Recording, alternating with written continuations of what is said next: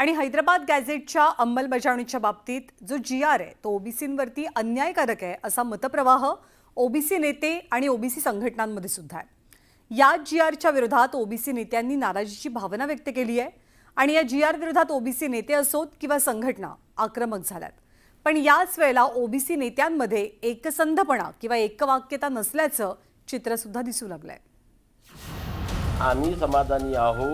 OBC समाजाचं इथं कुठेही नुकसान झालेलं नाही. या जी.आरचा शेवटचा पॅराग्राफ ओबीसीचं आरक्षण संपवणारा, ओबीसीच्या आरक्षणाच्या नरडीचा घोट घेणारा आहे. हा जो जी.आर आहे त्यातली शब्दरचना जी आहे ती पुढे जी आहे ती ओबीसीसाठी अडचणीची ठरणार आहे. त्याच दिवशी अर्धा एक तासाने जी.आर काढून पात्र हा शब्द वगळून म्हणजेच सरसकट याचा अर्थ त्या जी.आरचा निघतो आणि त्यामध्ये प्रचंड मोठा नुकसान ओबीसी समाजाचं होईल. ही वक्तव्य ऐकल्यानंतर ओबीसी नेत्यांमध्ये काय सुरू आहे हे वेगळं सांगण्याची गरज नाही.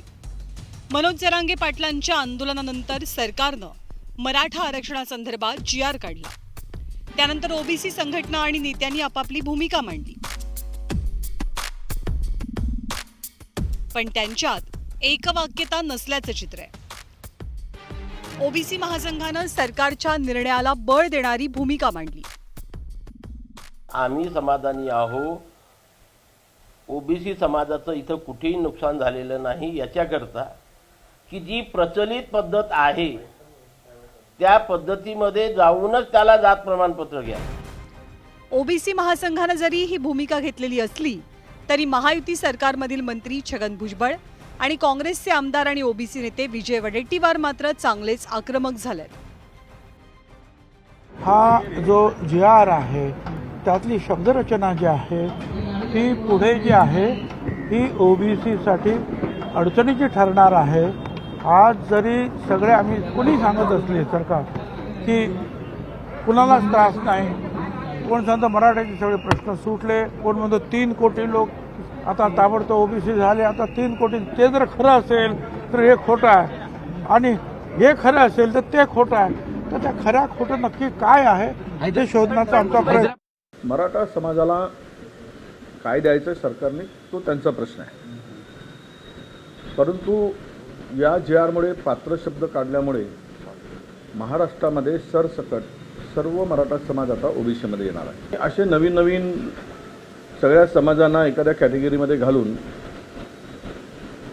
ते मुळात ओबीसीच्या मुळावर हे सरकार उठलेलं आहे हे आता स्पष्ट झालेलं आहे.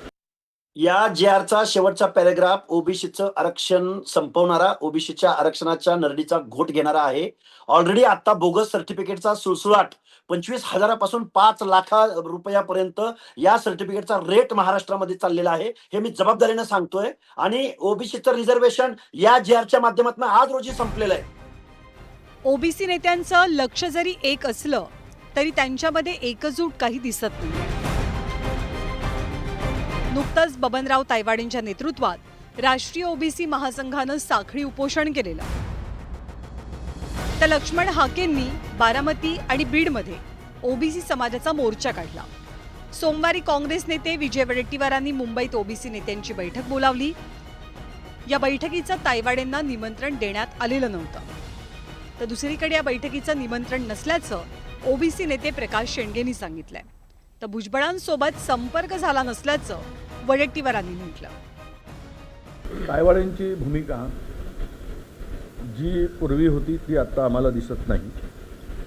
त्यांच्या एका शब्दामुळे ते म्हटले की ओबीसीचं यामध्ये काहीही नुकसान होणार नाही.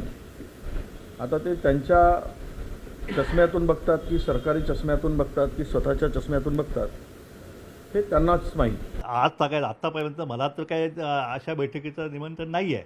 परंतु माझी ह्या माध्यमातून माझी एक विनंती आहे सगळ्याच नेत्यांना, सगळ्याच पक्षाच्या नेत्यांना, आपल्या पक्षांचे ज्या भूमिका असतील त्या भूमिका बाजूला ठेवून माझ्यामध्ये सगळ्यांनी ओबीसींच्या कल्याणासाठी, हितासाठी एकत्रितपणे येऊन एकत्रित लढा देणं आवश्यक आहे. इकडे विजय वडेट्टीवारांनी ओबीसींबाबतची बैठक बोलावलेली असताना दुसरीकडे अतुल सावेंनी सुद्धा ओबीसी नेत्यांच्या बैठकीचं आयोजन केलंय. दरम्यान ओबीसींचं आरक्षण कमी होऊ नये अशी सर्व ओबीसींची भूमिका असल्याचं छगन भुजबळांनी म्हटलंय. अहो सगळ्या समाज आमचे जे आहेत ना 374 जाती आहेत ओबीसी मध्ये, एक मराठा जात एकच आहे आमच्याकडे, 374 जाती आहेत. तर प्रत्येकाचे जे काही वेगवेगळे नेते आहेत कोण चालू द्या, परंतु सगळ्यांचा उद्देश हाच आहे की ओबीसीचं आरक्षण कमी होता काम. ओबीसी आरक्षणाच्या मुद्द्यावरनं प्रत्येक नेता जोरकसपणे भूमिका मांडत असला तरी ओबीसी नेत्यांमध्ये एकसंधतेचा अभाव असल्याचं दिसून आलंय. Bureau report, news 18 Lokmat.